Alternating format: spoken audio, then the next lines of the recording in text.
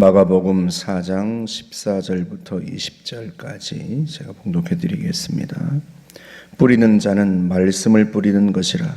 말씀이 길가에 뿌려졌다는 것은 이들을 가리킴이니 곧 말씀을 들었을 때 사탄이 즉시 와서 그들에게 뿌려진 말씀을 빼앗는 것이요.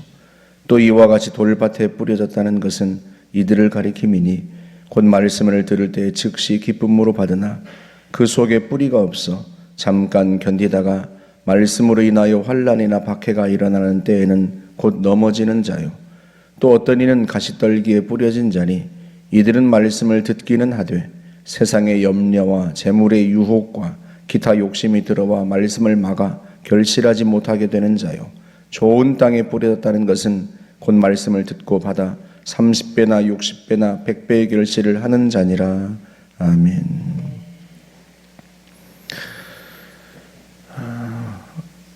길가와 같은 밭, 그런 사람은 우리 중에는 없겠죠. 말씀을 듣지 않는, 사실은 듣지 않는 거죠. 들었지만 깨닫지 못하는 자, 깨달으려고 말씀을 듣는 게 아니고 바리새인과 서기관들처럼 처음부터 뭐라고 얘기하나 보자, 그런 식으로 삐딱하게 말씀을 듣는 사람들은 말씀을 도무지 받아들일 수 있는 마음이 아니기 때문에 그 말씀이 길가에 뿌려진 것과 같아서 새들이 씨앗을 쪼아먹는 것처럼 마귀가 그 말씀을 빼앗아 간다 하고 주님께서 말씀하시죠. 돌밭 같은 사람이 우리 가운데 있을 수 있습니다. 말씀을 들을 때는 기쁨으로 받고 은혜도 받았는데, 그런데 그 말씀 때문에 환난이나 박해가 오고 또 예수 믿는 것 때문에 내 인생에 시련이 오면 주님을 배반하고 떠나는 사람, 그런 사람들이 우리 안에 있을 수 있고요.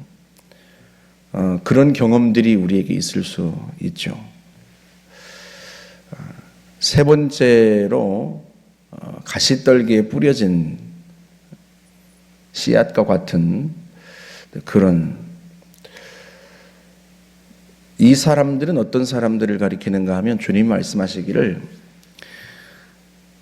세상의 염려, 재물의 유혹, 기타 욕심이 그 씨앗이 자라지 못하도록 막는 사람, 그런 밭과 같은 사람들이 있다 하고 말씀을 합니다.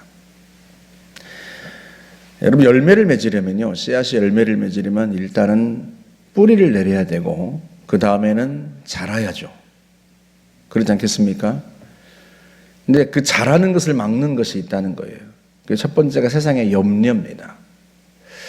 왜 염려가 말씀이 자라지 못하게 가로막는가? 말씀이 내 안에서, 내 삶에서 자라지 못하도록 가로막는가? 여러분, 이렇게 생각해 보세요. 예수님께서 요한복음 15장에서 포도나무와 가지의 비유를 말씀하시죠. 나는 포도나무요, 너희는 가지다, 그렇게 말씀하시는데 4절에서 이렇게 말씀합니다. 내 안에 거하라, 나도 너희 안에 거하리라. 내 안에 거하라, 거하라라고 번역한 이 말씀은, 이 메노라고 하는 헬라어는 머물다, 계속하다, 거주하다, 그런 의미예요. 그러니까 내 안에 거하라 하고 말씀하시는 건 제일 쉽게 떠올리면 우리가 집 안에 사는 것과 같아요. 우리가 집에 머물죠. 집에서 거주합니다. 집에 살아요. 집 안에 들어가서 우리가 거기서 살잖아요. 집 안에 들어가서 사는 것은 집에서 우리가 보호를 받고 안식을 누리고 새 힘을 얻고, 집이 필요한 이유죠. 우리는 집에서 삽니다. 밖에 나가서 일하다가도 일이 끝나면 다시 어디로 들어와요? 집에 들어와서 거기에서 쉬고 거기에서 밥도 먹고 거기에서 살아요. 예수님께서 그 말씀을 하시는 거예요. 내 안에서 살아라, 나도 너희 안에서 살겠다. 그래야 열매를 맺을 수 있다는 거예요. 주님께서 우리에게 권면하시는 말씀입니다. 나를 떠나서는 너희가 아무것도 할 수 없습니다. 그가 내 안에 내가 그 안에 거하면 사람이 열매를 많이 맺나니 사람이 열매를 많이 맺으면 아버지께서 영광을 받으실 것이다 하고 말씀합니다.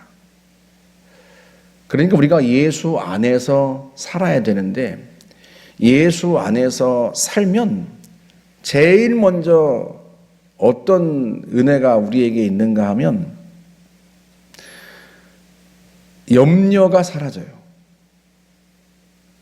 여러분, 내가 예수 안에 산다고 하는 것은요, 예수님이 나의 주인이 되시고 나의 보호자가 되시고 나의 아버지가 되시고 나의 목자가 되신다는 것을 의미합니다. 주님이 왜 주님 자신 안에서 살라고 하시겠어요?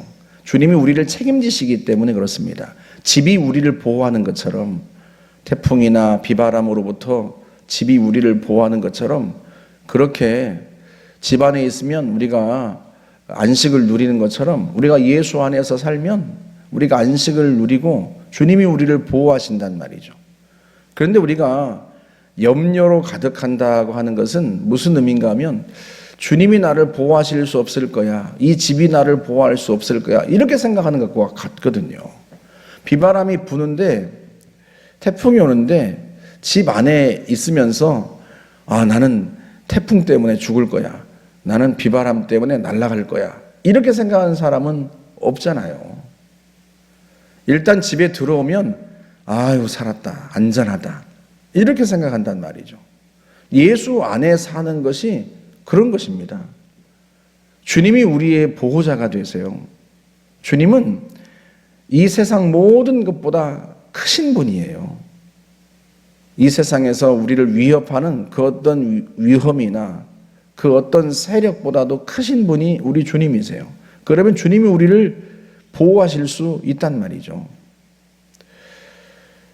그런 주님과 우리가 함께 살고 그런 주님 안에서 사는데 내가 염려가 가득하다 하는 것은 내가 그 주님을 믿지 못한다는 그런 의미도 됩니다. 물론 우리가 사람이기 때문에 염려가 순간적으로 내 안에 들어오지 않는다는 법은 없어요. 우리는 염려하죠. 걱정도 하고. 그러나 염려와 걱정이 몰려올 때 그 순간 우리가 어디 안에 있는지를 늘 다시 되새겨야 돼요. 비바람이 치면 내가 집 안에 있다 하는 것을 우리가 자연적으로 인식하잖아요.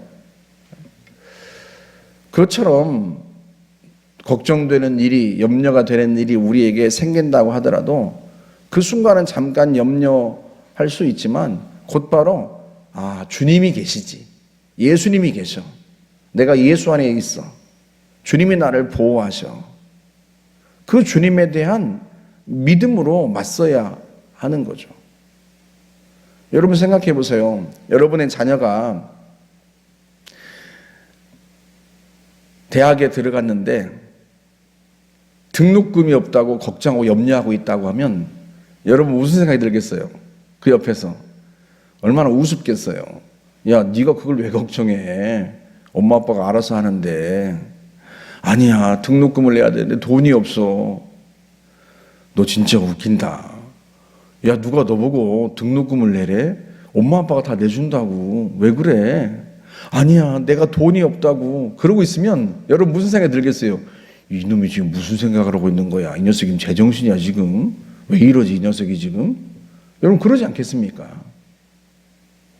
근데 우리가 주님이 나의 보호자가 되시고 주님이 나의 목자요 나의 아버지가 되시는데도 불구하고 그 하나님 아버지를, 우리 주님을 옆에 두고 온갖 걱정과 근심을 하고 있다면 우리 하나님께서 무슨 생각을 하시겠어요?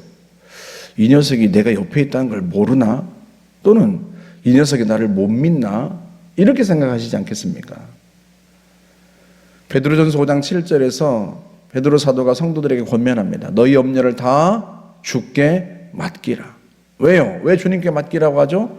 이는 그가 너희를 돌보심이라. 주님이 우리를 돌보신단 말이죠. 잠깐 염려하지 않을 수는 없지만 우리가 연약한 인간이기 때문에, 그러나 그 순간마다 내가 누구의 보호를 받고 누구의 돌보심을 받는지를 기억하고 살아야 돼요. 그래서 여러분, 염려거리, 걱정거리는 기도거리지 그게 우리를 잠식하도록 내버려 두면 안 됩니다. 염려와 걱정을 묵상해서 살아가는 사람은 여러분 결국 주님이 곁에 계시지만 주님 없이 살아가는 것과 똑같고, 내가 집 안에 있지만 밖에 비바람이 치는 바깥에 있는 것처럼 사는 것과 똑같은데요. 그런 사람은 그 말씀의 열매를 맺을 수가 없다는 거예요. 염려와 근심으로 가득해서 주님이 곁에 계시고 주님이 함께 하신다는 사실을 부인하면서 사는데, 어떻게 그 주님의 말씀이 그 속에서 열매를 맺고 그 속에서 능력을 발휘할 수 있겠습니까? 그래서요, 염려거리는 기도거리예요. 염려가 되면 그 순간 하나님 앞에 엎드려 기도하면 돼요. 주님, 저를 도와주십시오. 저를 돌보아 주십시오. 기도하면 됩니다. 그래서 빌립보 4장 6절에서도 말씀하죠. 아무것도 염려하지 말고 오직 기도와 간구로 너희 구할 것을 감사함으로 하나님께 아뢰어라. 왜 아무것도 염려하지 말라고 이야기하겠어요? 우리가 염려가 되거든요. 그런데 그때 염려하고 있지 말고 어떻게 하라? 기도하고 간구하여라. 그게 주님이 우리에게 바울 사도를 통해 권면하시는 메시지예요. 그 세상의 염려가 염려를 우리 안에서 몰아내야 합니다. 기도로 몰아내고 주님을 향한 믿음으로 몰아내는 거죠. 또 재물의 유혹과 기타 욕심이 막는다. 여러분, 욕심이 왜 말씀을 막는가 하면, 내가 무언가에 욕심을 낸다고 하는 것은요, 온통 그 생각뿐이란 뜻이에요. 내 말과 행동의 목표가 그것이 된 거예요. 내가 무언가를 욕심내는데 그걸 갖지 않으면 내가 견딜 수가 없어요. 돈이 인생의 목표가 되는 사람들이 그렇습니다. 돈을 많이 벌지 말라 그런 얘기가 아니에요. 돈이 인생의 목표가 된 거죠. 돈 버는 게 목표가 된 거예요. 왜? 그게 욕심이 생겼어요. 그 욕심이 내 안에 가득해서 그것을 얻어야 돼. 그걸 가져야 돼. 그래야 내 마음에 만족이 생겨요. 온통 그 생각뿐인 거예요. 그것이 내 인생의 목표가 되었고, 여러분, 주님이 우리에게 주신 사명이 우리의 목표가 되어야죠. 그러지 않습니까? 우리가 주님의 제자가 되었는데, 그렇다면 주님이 우리 안에서 역사하시고 우리에게 능력을 주시고 은사를 주시고 우리를 돌보시는 것도 우리가 이 땅에 살아가면서 주님이 말씀하신 것처럼 세상에서 빛으로 살아가고 소금으로 살아가고 우리에게 주신 사명을 이루기 위해서 주시는 거예요. 돈도 건강도 그 모든 것도 다 주님께서 우리에게 주시는 사명을 이루게 하기 위해서 주님께서 주시는 것이지 그 자체가 목표가 아니에요. 건강을 하나님께 달라고 기도하면 건강해져서 그 건강으로 무엇을 하시게요? 여행 다니고 놀러 다니고 그냥 그러고 살기 위해서 그런가요? 하나님 우리에게 건강을 주시는 것도 그 건강을 통해서 주의 일을 하고 주님이 우리에게 맡겨주신 가정, 또 직장, 교회, 공동체 속에서 그 속에서 하나님이 우리에게 주신 사명들을 이루게 하도록 하기 위해서 주님이 우리에게 건강도 주시는 거지. 주님, 제가 건강하게 살다 가겠습니다. 건강해서 여행 다니고 놀러 다니고 하고 싶은 거 다 하고 그러고 그것 때문에 그렇다면 여러분, 사실 주님께서 우리에게 복을 주시고 은혜를 주시고 또 우리를 돌보시지만 사명을 잊은 채 살아가는 것을 원치는 않으신단 말이에요. 그래서 때로 고난도 주시는 거예요. 왜? 그 고난 속에서 고난을 통해서 사람은 자기를 돌아보게 되어 있거든요. 안타깝게도 우리가 그런 존재예요. 고난과 역경을 당해야만 내가 인생을 잘 살아가고 있나? 비로소 자신의 길을 돌아보고요. 멈춰서서 생각하게 됩니다. 그래서 때로 고난도 주시는 거예요. 그렇다면 내가 건강을 잃었다 그러면 내가 지금껏 잘 살아왔나? 내가 가고 있는 길이 맞나? 멈추어 서서 하나님이 왜 나에게 건강을 주셨는지 또 왜 건강을 주셔야 하는지 다시 우리 인생길을 돌아봐야 하는 거죠. 재물도 마찬가지고요. 그 모든 것들은 내가 욕심내는 것이 아니라 그걸 통해서 하나님의 뜻을 이루어가는 도구에 불과하고 수단에 불과합니다. 그 자체가 내 인생의 목표가 되어서는 안 되죠. 그 자체가 인생의 목표가 되어버리면 주님이 사라지는 거죠. 주님이 주신 사명도 사라지고 오히려 주님이 그 목표를 이루기 위한 도구로 전락하게 되고. 그런데 어떻게 주님의 말씀이 내 속에서 결실을 할 수 있겠어요? 그래서 여러분, 염려와 욕심은 성도가 경계해야 할 가장 무서운 것들입니다. 아무것도 아닌 것 같지만, 그러나 그것이 우리 안에 뿌려진 말씀이 열매를 맺지 못하도록 가로막고요, 우리를 그리스도의 제자의 삶에서 멀어지게 만드는 거죠. 좋은 땅이 되어야 합니다. 말씀을 듣고 지키고 인내하여서 결실하는 좋은 땅이 되어야 합니다. 누가복음 8장 15절에서 더 자세하게 그렇게 말씀합니다. 말씀을 듣고 어떻게 해요? 지켜야 되고, 그 다음에 인내해야 돼요. 인내. 말씀 때문에 시련이 온다고 해서 주님을 배반하는 사람이 아니라 인내해야 하고요, 내게 염려와 걱정거리가 생긴다고 해서 그거에 매몰되지 않고 말씀을 붙들고 끝까지 주님을 붙들고 가야 하고요, 그렇게 인내로 결실합니다. 주님을 믿는 믿음이 있기 때문에 우리가 인내할 수 있는 거고요, 지금 내가 어려움이 있다고 하더라도 주님께서 나를 통해서 주의 뜻을 이루실 것이라는 그 믿음, 주님이 말씀하신 대로 내게 응답하시고 나를 통해서 일하실 거라는 그 믿음을 가지고 인내하면 주님께서 우리에게 주신 말씀들이 우리 안에서 자라서 그 말씀이 실제 현실이 되고 열매로 나타나는 역사를 우리가 경험하는 거죠. 저와 여러분들이 좋은 땅이 되어서 여러분 안에 뿌려진, 우리 안에 뿌려진 말씀이 현실이 되고 실현되고 주님을 기쁘시게 하는 그런 제자 되시기를 주의 이름으로 축복합니다. 함께 기도하겠습니다. 좋으신 하나님 감사합니다. 주님께서 우리에게 주시는 천국 말씀, 그 복음이 우리 안에서 잘 자라서 열매를 맺고 그 말씀들이 실제 우리의 삶에서 현실이 되고 실현되는 역사들을 경험하기를 원합니다.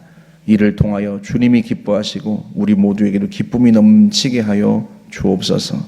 성령님 도와 주옵소서. 예수님의 이름으로 기도하옵나이다. 아멘.